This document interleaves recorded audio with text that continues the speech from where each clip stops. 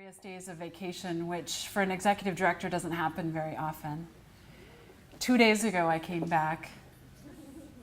This year, I actually spent 7 of those days on Lopez Island for the first time. My family and I got a chance to camp and swim and hike and bike and enjoy their food and their music, and it was spectacular. This vacation was actually like a lot of vacations that we take, probably a lot like yours. We spent every possible minute we could outside exploring. And since we were on Lopez, we spent a lot of time on the beach. So picture this, right? Me, my family, on the quintessential Northwest beach. It's a foggy morning. There are gulls and terns overhead. The cobble and rock is covered with morning dew. And we're searching for creatures and enjoying ourselves day after day after day. We enjoyed ourselves literally every day of our vacation on beaches like this. And I've been enjoying days like that on Northwest beaches my whole life. I was actually born and raised on Whidbey Island. But this year, my family made up a game that I have literally never played before on a Northwest beach. We challenged ourselves every day of a 7-day vacation to Lopez Island to find a sea star. And with every passing day, on every new beach, we gave up, disappointed. We didn't find one. None. Zero. Nada. Nothing. We saw seals and sea lions and crab and barnacles and no sea stars. And with each passing day and each failed attempt, that pit in my stomach started to grow. So there we are, perched on a rock in the middle of the San Juan Islands, on yet another beach that was void of sea stars. And instead of dreaming the day away with my kids, I got to explain to them about extinction. About the fact that we are losing creatures like sea stars because the ocean is 30% more acidic than it was 200 years ago. Because it's full of toxic pollution from industrial activities, and it's getting warmer by the day. I got to explain to them about the rapid loss of other plants and animals that's occurring right now in their lifetime. You know, I didn't know this at the time, but when I got home, I did some research, and according to the Center for Biological Diversity, our planet is currently experiencing the worst spate of species die-off that we've seen since the loss of the dinosaurs 65 million years ago. But unlike past mass extinctions caused by events like asteroids and volcanoes, this one is caused almost entirely by us, by humans. In fact, 99% of currently threatened species are at risk from human activities, like habitat loss, introduction of invasive species, and global warming. And because the rate of change in our biosphere is increasing, and because every species extinction potentially leads to the extinction of others in this complex ecological web, the numbers of extinctions are likely to snowball in the coming decades as ecosystems literally unravel. And for the first time, sitting on this beach with my beautiful family, explaining to my kids about species die-off, I started to lose hope. I started to feel defeated. I was, for the first time in a lifetime of working on environmental issues, overwhelmed and feeling like it was indeed too late. I was overwhelmed by the thought that our society values short-term gain over long-term benefit time and time again, and we're finally seeing the impacts. I lost hope that our culture has turned away from real issues like the massive toxic spill in the Fraser River, the devastating effects that fracking has on the communities in the Midwest, and the causes and effects of climate change, while we systematically eliminate independent thought. and allow ourselves to be easily distracted with products, celebrities, and trends. I know I'm not alone in this. I know that many of you have shared these feelings and frustrations. Hell, it's what we all talk about when we go out for a couple of beers, right? Like me, you've questioned our ability to turn this all around. And if you've gone there like I did, if you've allowed yourself to feel that despair, you also need to find hope somewhere. So where's the hope?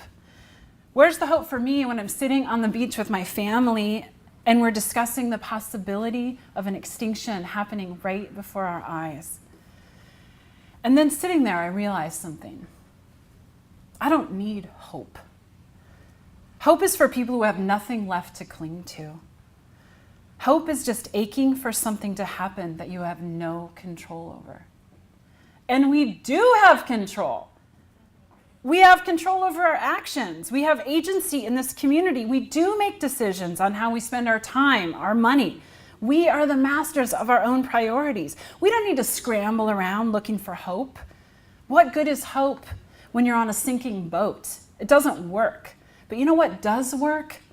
It's when everybody on board starts to bail water and fix the leak. We need to start moving to shore and to safety. And that's what I want to talk to you about tonight. I don't want to talk about hoping we make it to shore and continue about our business.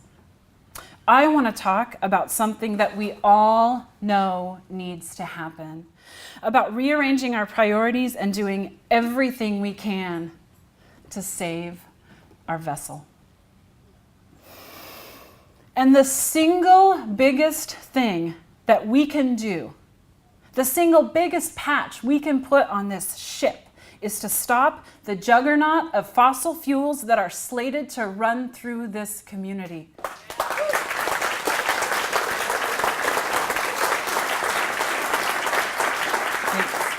You know, it shouldn't be a surprise to you that Whatcom County is the proverbial bottleneck for fossil fuel or carbon-based fuels in North America. It's coming by rail, it's coming by pipeline, and it's coming by ship. It's coming here from Alberta, from Montana, from North Dakota, and from Wyoming. It's coming fast and from all directions because the fossil fuel industry knows that this is their last chance to earn record profits before it's too late. Before people start listening to climate scientists who are saying very clearly now in language that is absolutely no longer open to interpretation that we have to act now. This message was echoed by Bill McKibben, who recently spoke to a group of resources supporters. He said, and I quote, "We have 5 to 6 years to turn this around. After that, it's game over." 5 to 6 years. That means that before my middle schooler gets to college, we run the risk of missing our last chance to bail water. And I know that by telling you these things, I could sound like that crazy person who stands on the side of the street with the earth or the world, the end of the world is near sign. I know that. This is hard for me to say in front of this group. But I also think that the only way we're going to make a significant impact on this incredibly important, critical issue is through honesty. Honesty with ourselves, our friends, and each person we connect with.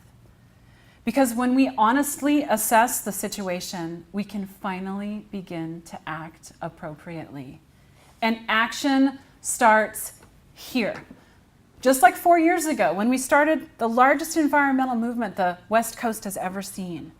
It all began about a mile from here on the Village Green, when we asked hundreds to join us in what seemed like an impossible task. Fight 1, 2, 3, 4 coal ports that are being proposed for the Pacific Northwest. We truly asked ourselves, how could we possibly fight BNSF and Goldman Sachs and Warren Buffett? But as you know, because of tens of thousands of people just like you, people who are willing to be honest and stand up and work hard, one by one, those proposals are being dropped or refused. We have truly built a movement. A movement, yeah, here, here.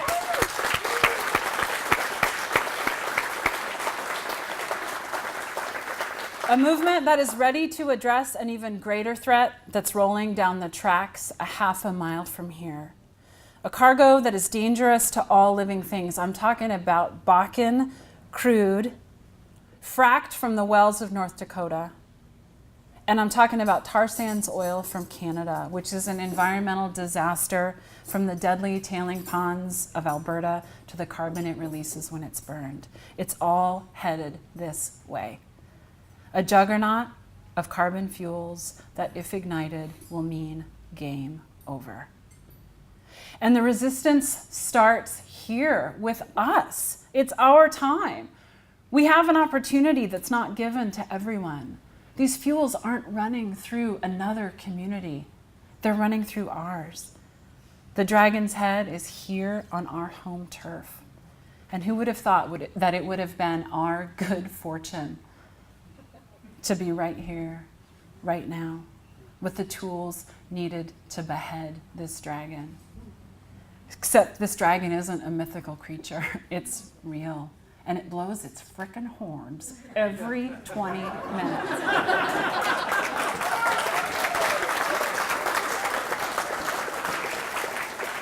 So in the coming months, resources... Oh, that was perfect. Thank you. In the coming month, thanks for the comic relief. Whew. Resources, along with Forest Ethics, is launching our Safe Fuels initiative to prevent the export of dirty crude from our shores. Like we did in the fight against coal, we plan to raise the level of awareness about this issue by building on an already massive grassroots base that you are all a part of. We will launch legal challenges to prevent the 4 refineries in our region from becoming merchant terminals for dirty crude. And we will introduce, thanks, Paul. We will introduce legislation and pass legislation in Olympia that vastly improves the safeguards for marine vessels carrying crude through Puget Sound. But that's just the beginning. So I call upon you, my friends. We have a responsibility to drop what we're doing to build an army and march on this dragon.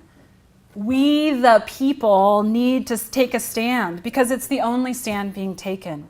We think that science or policy or market-driven solutions to this climate crisis will solve this climate crisis, but the time for that was over years ago. It needs to come from us. It began with our community's commitment 4 years ago to stop coal export. It builds this fall with each of us making a commitment to work against Bakken and tar sands oil, and it ends with the entire West Coast doing the same. Nothing else will do. Nothing. Because when the world sees what we've done, when they see that tens or even hundreds of thousands of us, of you, have given more than you've ever given because we love this place. We love our lives. We love life. We love our community of friends and family. We love the creatures and the waters that give us everything. When they see what we ultimately have done, have contributed in time, in treasure, in security, in comfort to make it happen, the rest of the world will follow. It will be called the West Coast Miracle. Yeah.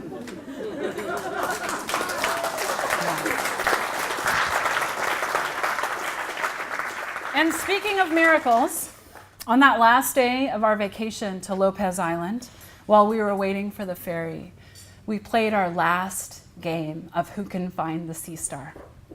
You have to picture us hanging our heads over that wharf while we waited for the ferry. And I heard my 8-year-old scream, "There it is!"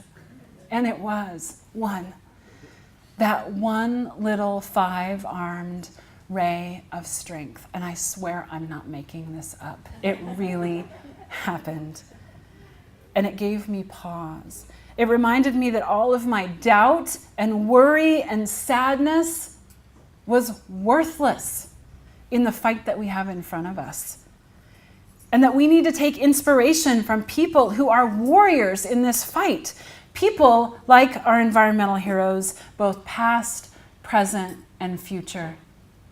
And frankly, we must all become environmental heroes. It will take sacrifice, it will take work, But let me tell you this. When we pull this leaking boat onto the safety of the shore, we will have done something amazing. I don't hope we'll do it. I know we will do it. We have to do it. Thank you.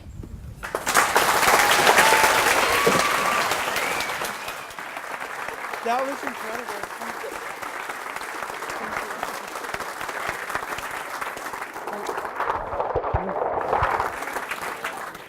Talk about a tough act to follow.